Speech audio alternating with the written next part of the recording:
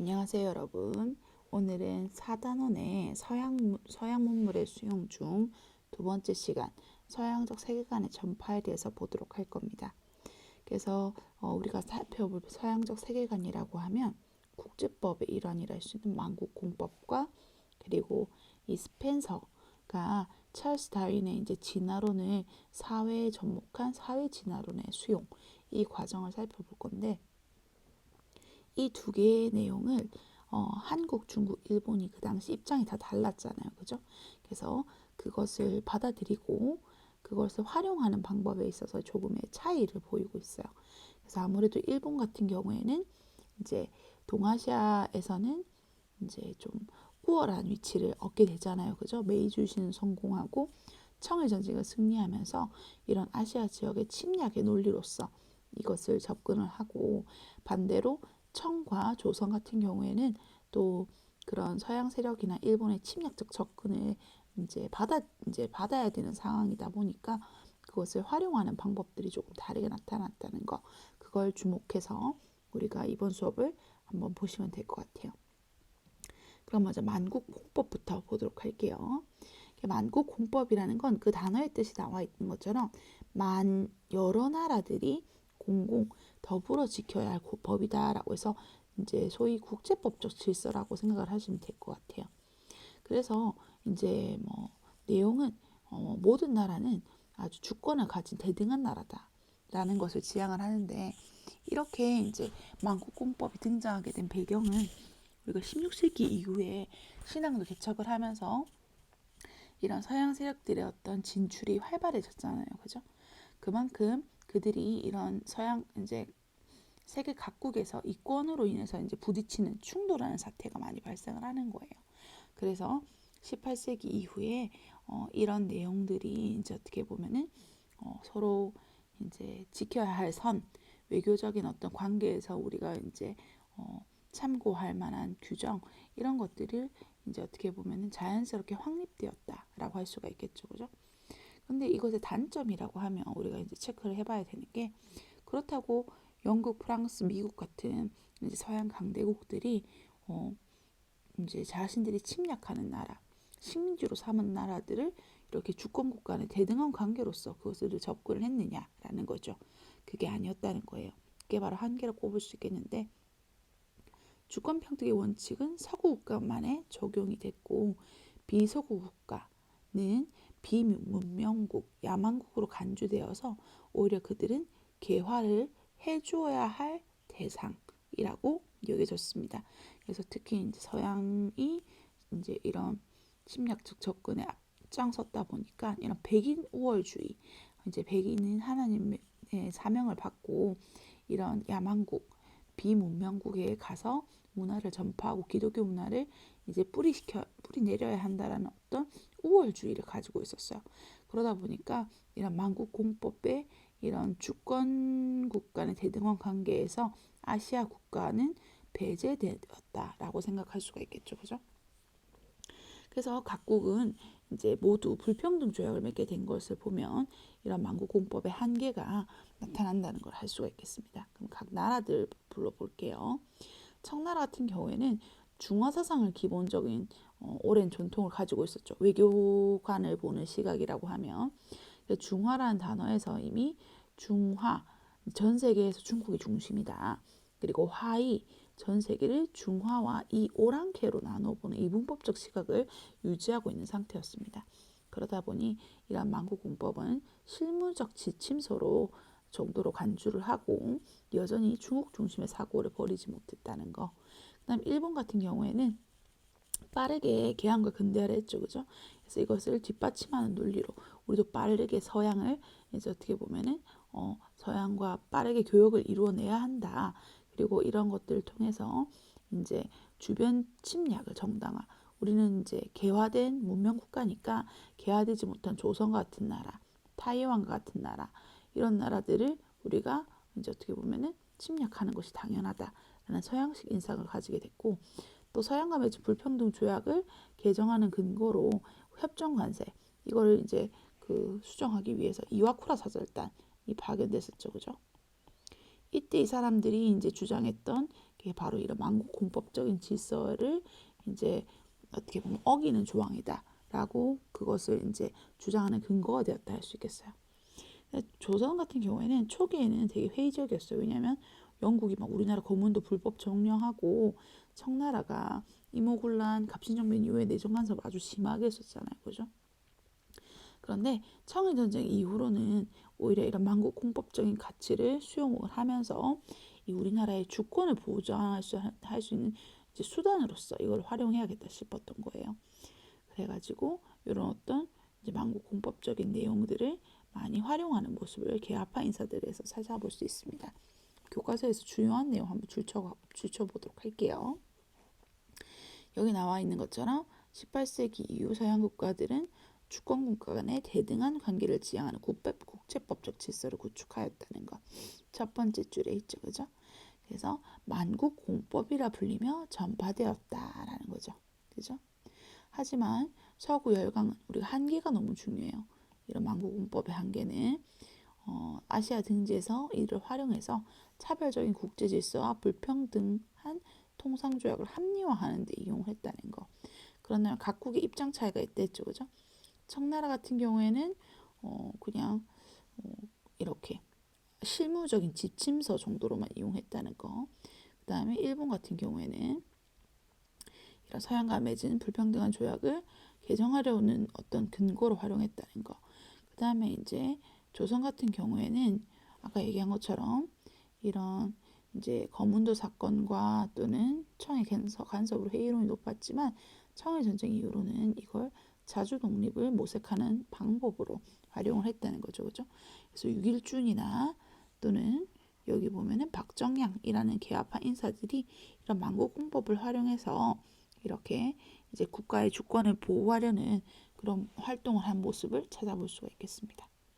자, 그런 다음에 두 번째 사회 진화론 한번 가보도록 할게요. 사회 진화론이라는 것은 말 그대로 이제 찰스 다윈의 진화론을 사회에 접목한 이론이라 할 수 있겠는데요. 적자생존 양육강신이라는 자연 이제 생태계에서 나타나는 이제 모습이 이제 강대국과 약소국의 어떤 대결 구도에서 나타난다. 그래서 강대국이 약소국을 이제 침략하는 것은 당연한 일이다. 당연한 일이고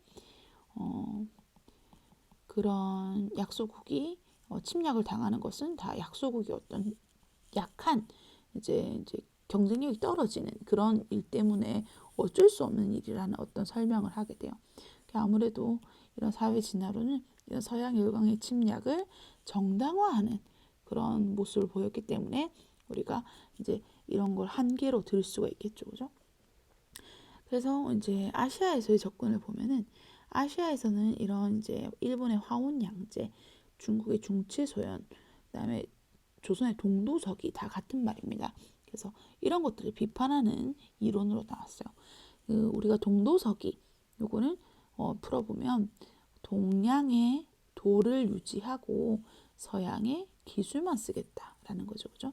그러니까 제도는 받아들이지 않고 기술만 받아들인단 말이죠. 그죠? 중제소용도 중국의 몸은 그대로 두고 서양의 쓰임만 쓰겠다라는 것이고 화온양제도 일본을 뜻하고 서양을 뜻하죠. 그죠? 일본의 호는 두고 서양의 쓰임만 쓰겠다라고 해서 이 세 가지는 다 동일한 말을 할 수 있겠습니다. 여기서 결국 중국이나 또는 한국 같은 경우에는 중국은 양모운동으로 그 다음에 한국 같은 경우에는 개화사상으로 결국 이들을 받아들였지만 일본은 화온양제에서 결국엔 나아갔어요. 이거 아니다. 제도도 바꾸고 그 다음에 기술도 받아들여야 한다라는 문명 개화론으로 어떻게 보면은 이런 이제 사회 진화론적인 입장을 받아들였다라고 할 수 있겠죠. 그죠? 이런 게 결국에는 메이지 유신의 반영이 된 거죠. 그래서 결국 양모운동과 메이지 유신 사이의 어떤 대결의 셈이 청일전쟁이라 했었잖아요. 그죠? 그래서 이렇게 서양의 어떤 침략적인 접근 방식, 그 사고방식을 빨리 받아들인 일본에서는 보다 더 이런 경쟁력을 구축한 게 아닌가라고 우리가 생각을 할 수가 있겠어요. 그래서 일본에서 보면은 이 가토 히로유키 나중에 왼쪽에 볼 건데 여러분 프린트 뒤에 보면 나와 있죠. 이 사람에 의해서 소개가 됐어요.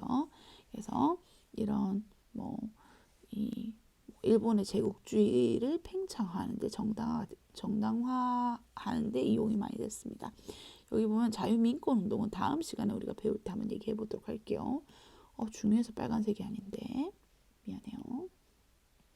일본은 가토 히로유키라는 사람이 대표적인 인물이다.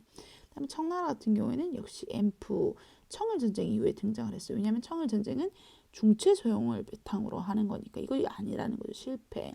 그래서 이런 일본의 이제 이런 화원양제에서 나아간 것처럼 우리도 이런 사회 진화론적인 입장을 받아들여야 한다라고 해서 결국에는 변법 자강 운동이 등장하는 배경이 되게 됩니다. 선생님이 한번 얘기한 적 있죠, 그죠?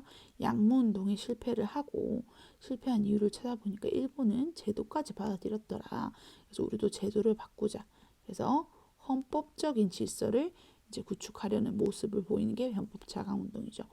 그 이후에 이제 오사운동, 우리나라 3.1 운동과 같은 이제 민족 만세 운동에 영향을 준 신문화 운동에도 이런 사회 진화론적인 관점이 이제 반영되게 돼요. 그 다음에 이제 대한제국, 우리나라는 중요하잖아요, 그죠? 우리나라는 많이 봤으니까, 그죠? 그래서 유길준이나 윤치호 등 개화파 중심으로 이런 서구 자본주의를 빠르게 수용해야 된다. 약육 강식이니까 우리도 빠르게 강한 나라로 나서야지 나아가야지 더 이상 이런 강대국들로부터의 침입을 막을 수 있다라는 자강의 논리로 이것을 활용을 했어요. 그러니까 우리는 누구를 침략하자 이것이 아니라 청도 마찬가지 자강의 논리. 우리가 강해져야지 더 이상 침략을 당하지 않겠다. 근데 일본 같은 경우는 좀 우위의 입장이죠. 침략의 논리로 이것을 받아들인 거죠, 그죠? 그래서 우리나라에는 애국 계몽 운동가들이 이것을 이제 바탕으로 이제 운동을 많이 벌였어요. 그래서 우리나라 애국 계몽 운동 나중에 1920년대에 식민지 지배 상태에는 실력 양성 운동이라고 들어봤죠. 그래서 뭐 우리나라 물건 쓰자, 물산 장려라든지 그다음에 막 우리 글을 깨우쳐야 한다, 문맹 퇴치, 분화로드 운동 이런 것들 많이 들어봤을 거예요. 그죠? 그래서 이런 등등등의 운동들이 나타나게 됩니다. 이건 개학이 때 1900년대. 그런데 이거 두 개에 이제 보면 한계가 이게 이제 사회 진화론을 받아들이는 중국과 한국의 한계와 유사해요. 무슨 말이냐? 결국에는 이 계몽 운동과 실력 양성 운동은 우리가 이제 강해져야 한다. 스스로 강해져야 한다. 자강의 논리라고 하셨잖아요. 그죠? 그러다 보니까 여기서 나타나는 한계는 뭐냐면 그럼 강해지지 않으면 어떡해요? 자강이 실패하면 결국에는 이건 우리 탓이라는 거죠. 우리의 민족성이 미개해서 라는 말이 되는 겁니다. 그래서 선생님이 이제 이 민족성이라는 단어 여러분 엄청 조심해 써야 되는 말이에요. 왜냐하면 이거 웬만하면 안 쓰면 좋아. 왜냐하면 민족성이라는 단어를 꺼내는 순간 벌써 우월한 민족과 열등한 민족으로 나누고 있다는 거거든요. 여러분 비교당하는 거 싫어하죠. 모든 사람은 개개인의 개성이 있고 그에 맞는 또 이제 어떤 특성이 있는 거예요. 그리고 모든 인간은 존엄합니다. 여러분 배웠죠, 그죠? 그것처럼 모든 나라는 그에 맞는 가치와 권리를 가지고 있어요. 동등해요. 그게 크든 작든 그리고 잘 살든 못 살든 간에. 그렇다 보니까 그들의 민족성이라는 어떤 것으로 폄하하거나 그들의 어떤 문화적 가치를 우리가 평가절하 할 수는 없는 것이죠. 그죠? 그래서 이런 이제 애국 계몽 운동과 실력 양성 운동이 결국 이제 흐지부지하게 끝나고 이 실력 양성 운동을 벌였던 사람들이 나중에는 막 친일파 세력으로 왜냐하면 결국 우리가 강해지지 못했기 때문에 이런 강한 나라의 도움을 받는 것이 당연하다라고 해서 그런 침략적 접근을 수용하는 그런 한계를 이제 볼 수도 있게 된답니다. 자, 그럼 중요한 내용을 선생님이랑 교과서에서 한번 확인하면서 가보도록 할게요. 마치도록 할게요. 자, 그러면 먼저 한번 볼게요. 일단 동아시아 이제에서 가장 큰 영향을 끼친 사회 이론이라는 거. 그래서 우리가 포인트는 이 약육 강식과 자연 도태라는 단어를 써서 이 사회 진화론이 어떻게 보면은 약소국에 대한 침략을 정당화하는 방법으로 이용이 됐다는 거죠, 그죠? 그러면서 우리 아시아에서는 아까 얘기한 것처럼 일본의 화원양제, 중국의 중제소형, 한국의 동도성인을 비판하는 논리로 활용이 많이 되었다는 것. 그래서 이제 요거 서양의 강력함은 자연과학을 토대로 한 사회사상에서 나온 것이니 이걸 바탕으로 모델을 삼아야 하고 서양의 모든 것을 모방해서 대대적으로 개혁을 해야 한다. 이 바로 일본의 문명개화론 입장인 거죠. 이걸 이제 모토로 이루어진 개혁이 바로 메이지 유신이다. 그런 다음에 이제 청나라와 이제 우리나라는 이 자강의 운동의 논리로 스스로 강해져야 한다는 논리로 이걸 많이 받아들였어요. 그래서 일본 같은 경우에는 아까 얘기한 것처럼 침략을 정당화하는 논리로 사용을 했지만 이제 청나라와 대한제국 같은 경우에는 이제 국가 생존 능력을 키울 것을 강조해 간 거죠. 그죠? 그러니까 그들의 침략을 받지 않기 위해서는 강해져야 한다. 그래서 청에는 병법 자강 운동, 한국에서는 애국 계몽 운동으로 그것이 나타났다는 거. 그래서 아까 얘기한 것처럼 그 이제 이런 사회 진화론의 한계라고 하면 이렇게 양육강식의 원리에 따른 행동이 정당화되는 모습을 보이면서 그에 따라서 제국주의 열강의 침략이 불가피한 것으로 받아들이는 경향, 그리고 나아가서 이런 강대국에게 계속 의존하려는 경향이 나타나요. 아까 얘기한 것처럼 친일파로 변한다든지 이승만과 같은 이런 대한민국 임시정부의 이제 수장이 됐던 사람이 이제 미국 대통령에게 편지를 보내서 위임 통치론을 제기한다든지 그런 것들을 보면 이런 사회 진화론적인 인식의 한계를 볼 수가 있겠죠, 그죠? 그럼 우리가 이제 이 글을 통해서 글이 엄청 길지만 선생님이랑 핵심만 한번 보도록 할게요. 그 단어가 나와 있어요. 이 가토 히로유키라는 사람이 이 사람인데 이 벌써 이런 내용이 나와요. 봐요. 우월한 자가 열등한 자를 쓰러뜨려. 이제 양육강식이죠, 그죠? 그 다음에 그 몸과 마음의 강약에 따라. 그래서 이런 말이 나와 있어요. 강자가 약자한테 승리하는 것은 자연의 법칙이다. 그죠? 그리고 다른 인종이 모인 사회에서는 그 인종의 우월로서 귀천의 차이가 난다라는 거죠. 이거는 결코 도덕에 반하고 법리를 어기는 것이 아니라 당연한 것이다. 이런 우월, 민족성에 따른 어떤 차별 이런 것들은 당연한 것이다. 라고 주장을 한 것이죠. 그죠?